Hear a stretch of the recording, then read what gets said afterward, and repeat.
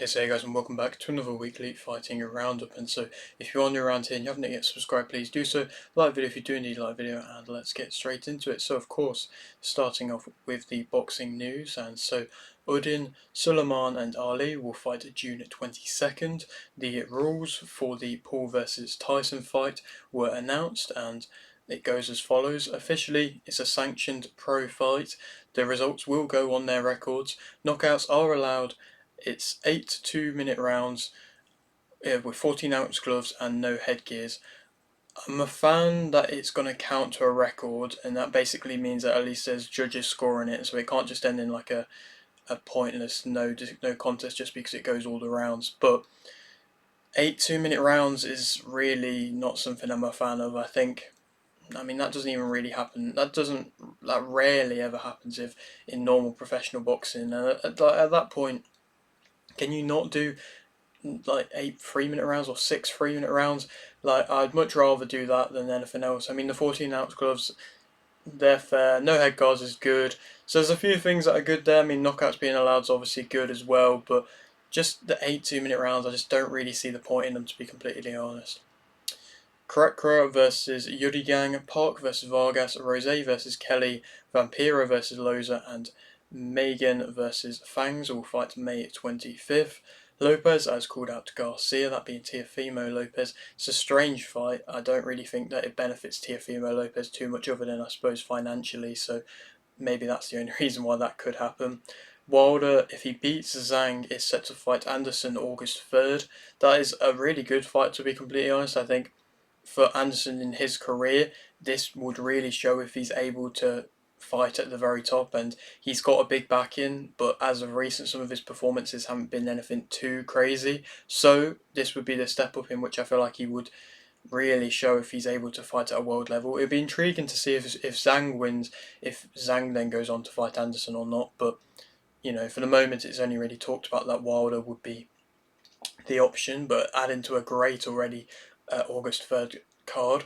Charlo wants to fight Canelo in September, that being Jamal Charlo, of course, and possibly that might happen in September, you never know. I don't really feel like there's too many people calling for that to see that.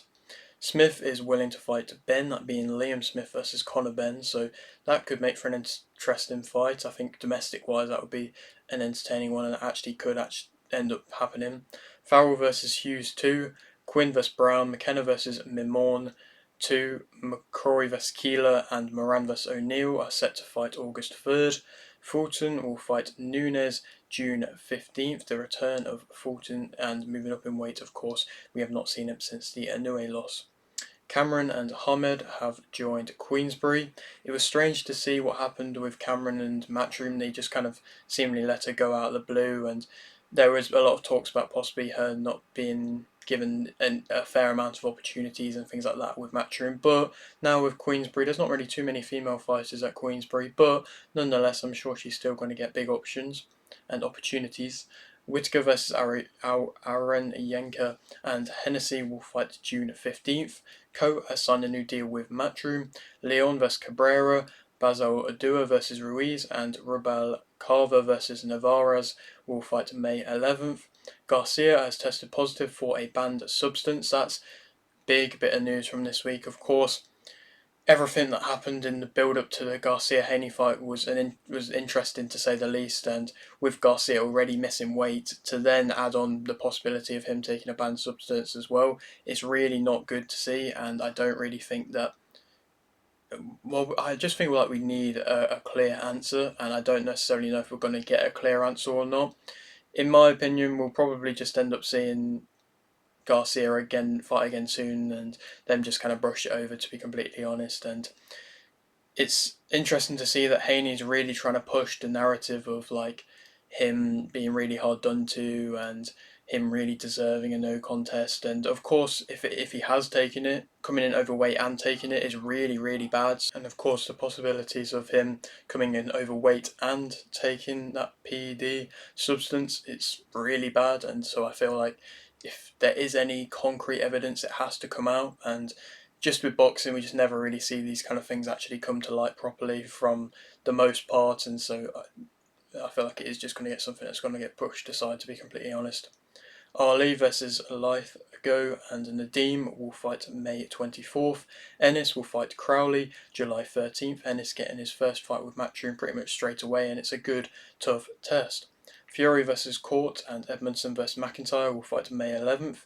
King will fight Britain's worst boxer May 11th. That's a Misfits thing, whatever. EBU have ordered Smith versus Ueza. Beterbiev versus Bivol was postponed. That was a really sad bit of news from this week. You know, it's been a fight which everybody is so excited for, and it's been built up for such a long time, and it's now been postponed, and it might not be made till late this year now, and it's a real shame. But it seems like Bivol is set to fight Zinad June 1st, which I feel like is still a good fight. Zinad's coming off a creditable win in his first kind of big fight against Pampeon over in Australia, and so it could make for an intriguing fight. It would be a big upset if Zinad went over and beat Bivol. I mean, it would be boxing to a T, really, to go and be so close to having the big fight, and then Bivol just be like, okay, we'll just have one more fight in between, and then him going to lose that one. But either way, it's really sad to see. Hopefully, with the injury of Beterbiev, everything gets all good and everything all right with that. And, you know, I would like to still see Bivol fight June 1st. Matsumoto drew versus Odani. Sato won via TKO round 3 versus Hokamura. Kudo won via TKO round 3 versus Suzuki. Tori won via TKO round 1 versus Katoka. Kinjo won via unanimous decision versus Tadokoro.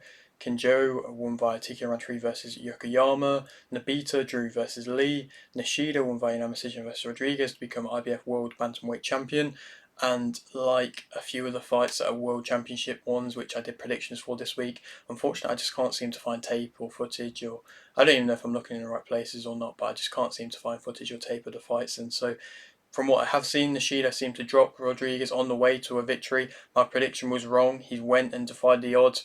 He went all around, which I wasn't sure if he'd be able to do too well. And full credit to him, Rodriguez has been a worthy champion and been a tough test for anybody. And Nishida, yet again, making Japanese boxing be put on even more of a pedestal. And as we've seen today, as of recording this, which I'll talk about in next week's weekly fighting roundup, everything with Japan and boxing now is just seemingly going really well. And so these prospects, which are only having a few fights before they're getting world championships, are still going and being able to beat some of the best. And so full credit to him and a big win for him.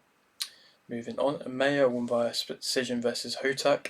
Dietz won via TKO round 3 versus Hax Hijaj. Shu Rich won via stoppage round 7 versus Petrie. Gaia won via unanimous decision versus Koning to become WBC Youth Silver Light Heavyweight Champion. Mardenley won via disqualification round 4 versus Ari Foguliari to become IBO Mediterranean Light Heavyweight Champion. Ali won via unanimous decision versus Hiri to become IBO International Super Welterweight Champion. Ru won via unanimous decision versus Yanzi to become IBF and European Super Welterweight Champion. Borman won via unanimous decision versus DeMarco to become IBO World Minimum Weight Champion. And yet again, I haven't managed to see footage of this one, but from what I have heard, it was a bit more of an interesting contest than what people thought. I believe DeMarco got a point deduction, but Borman seems to continuously keep going in, ducking ahead, like I believe I mentioned in my prediction that she does quite a lot, and was not really getting penalised for that. And so it was one of them fights. I don't feel like it really showed too much. I feel like she probably will possibly get a big fight next, just because, like I mentioned, the minimum weight division, if she is wanting to stick around there, hasn't got too many big fights left to be made unless we see the Valle vs Estrada rematch. If we don't see that, then Estrada and Valle are both going to need opponents. So I'm sure one of them would be up for fighting a Borman, so possibly that's what could happen next. Bermudez won by stopping round 8 versus Basulto to remain WBO and IBF World Light Flyweight Champion. I forgot to mention I got the Borman prediction right. I got this Bermudez one wrong. I thought she would lose, to be fair to her, but she looked good. Like I say, I've only seen very minimal footage. She seemed to look good. Of course, she got a stoppage, which is a big statement. Basulto, I thought she just... I don't know. I just thought she'd be able to do a bit more and look a bit technically nicer and catch Bermudez out with her balance and things like that. But fair play to Bermudez, still a worthy champion and still winning and retaining her belt. And it's another fighter which she's been fighting a lot, and she's been retaining her titles and winning titles a lot. And so I feel like there is only a matter of time until we do see her go on to fight another one of the big top contenders. But like I say, I don't think it'll be too long now. Torres won via unanimous decision versus Poghusian. King won via unanimous decision versus Holloway. Bridges won via unanimous decision versus Cholet. Romero won via TK round 5 versus Vasquez. Skull won via unanimous decision versus Hemphill. Melinki Jr. won via unanimous decision versus Cruz. Ramos Jr. won via TK round 9 versus Gonzalez. Barrios won via unanimous decision versus Maidana to remain WBC interim world welterweight champion. Figueroa won via KO in round 9 versus Magdaleno to remain WBC interim world featherweight champion. Stanionis won via unanimous decision versus Miastri to remain WBA world welterweight champion. And Canelo won via unanimous decision versus Munguia to remain IBF, WBA, WBC and WBO world super middleweight champion. And to speak about this card, it was of course the biggest bit of boxing news realistically from this week. It was the biggest card from this week, and it was another stacked PBC and Amazon Prime card. And to go through some of the big fights from it, Ramos Jr., I thought it was an alright performance, same with that of the Mielnik Jr., I can't pronounce his name, my apologies, fights. They were both good. Ramos Jr. was a little bit slow, but was powerful in his work. Mielnik, he was doing good boxing. It was clean boxing. He got drawn into a little bit of a fight, but still good clean boxing. Nothing crazy, but I feel like it was still necessary wins. Good to see Ramos Jr. go back into the winning column. Barrios fight. Maidana, I thought he would be able to win. I thought he would come for a fight a bit more, and he just really didn't want to. He came on the back foot straight away, was really not throwing much. He countered a little bit Barrios alright, but he could have really put it on him, and I feel like that could have done a lot more. But the way that he was moving around, circling around, letting Barrios pick his 1-2 shots, and Barrios looked good. He looks like he is improving with every fight still, which is nice to see. But he's got that power. But Maidana, I suppose credit for him for going the whole distance, but it wasn't anything good. I feel like there probably was that level above, which I wasn't sure if we were going to see or not, and Barrios was that level above. Figueroa, though, that was a great performance. I got that prediction right. He went and destructively fought Magdaleno. Obviously, Magdaleno came for a fight and he was willingly giving it him. But Figueroa, even though he's the longer guy, quite often when he fights on the inside, he does a lot of his best work, and his body work is really nice to see as well. And the body shot which he actually landed to drop Magdaleno was great as well. And he went straight away and put him on the back foot and was just physically too much. Even though he doesn't look like that physically much of a strong guy, he was just dominant physical aspect wise and in his face, and of course, like I say, he landed a very nice body shot. Stanionis, I really like Stanionis. I think he has got the potential to be a really good world champion. I think at the weight division of welterweight at the moment, there's not really too many big fighters now. You see, maybe you got Ennis, which is a really big fighter, but it seems like he might be moving up, and you've got Crawford recently moved up, Spence Jr. recently moved up. So there is a lot in the taking, and you've got Ortiz Jr. around there. Of course, he's now fighting Zoo. So it's an interesting division. You've got Fundora as well. So I suppose it is a bit more of a stacked division than I'm giving it credit for. But Stanionis looked really good against Miastri. I think defensively, he's not really got much defensive movement, but he has a nice, tight, compact guard, which he seems to pretty much just take every shot with ease against against Miastri, and was just responding. Body shots, very clean work, in your face.